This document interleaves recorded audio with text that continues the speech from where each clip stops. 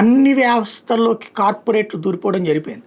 ఇప్పటికే బట్టల కొట్లు, చిల్లర కొట్లు, బంగారం కొట్లు, చెప్పుల కొట్లు, హోటళ్ళు ఇట్లాంటివన్నీ జరిగిపోయినాయి. ఇప్పుడు కొత్తగా హాస్పిటల్స్ని కూడా వాళ్ళే స్టార్ట్ చేయబోతున్నారు. అదానీ సంస్థ తాజాగా హెల్త్ కేర్ రంగంలోకి అడుగుపెట్టడానికి ముందుకొచ్చింది. ముంబై, అహ్మదాబాదులో 1000 పడకల ఆసుపత్రులు కడతారట.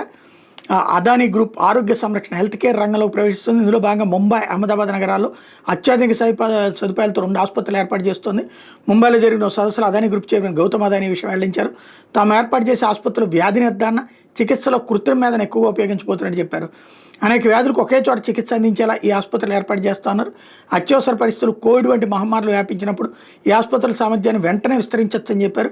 అందుబాటు ధరలో అత్యాధునిక వైద్య సేవలను అందరికీ అందుబాటులో తేవడమే తమ లక్ష్యమని అదానీ చెప్పుకొచ్చారు. ఇప్పుడు వాస్తవంగా మెడికల్లో విపరీతమైన దోపిడీకి గురవుతున్నారు పబ్లిక్. డయాగ్నోసిస్కి కానీ అలాగే డాక్టర్ల ఫీజుల రూపంలో ఫీజులు తక్కువే, డయాగ్నోసిస్కి ఎక్కువ అవుతుంది, మందులకు ఎక్కువ అవుతుంది.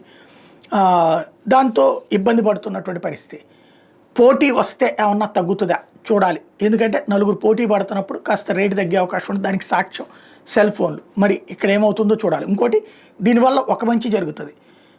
ఇప్పుడు ఆ హాస్పిటల్ ఈ హాస్పిటల్ అడిగి జాయిన్ అయ్యేటటువంటి ఎంబీబీఎస్లకి పూర్తవగానే నేరుగా కార్పొరేట్ ఆసుపత్రుల్లో కార్పొరేట్ వస్తువులతో జాబులు వస్తాయి.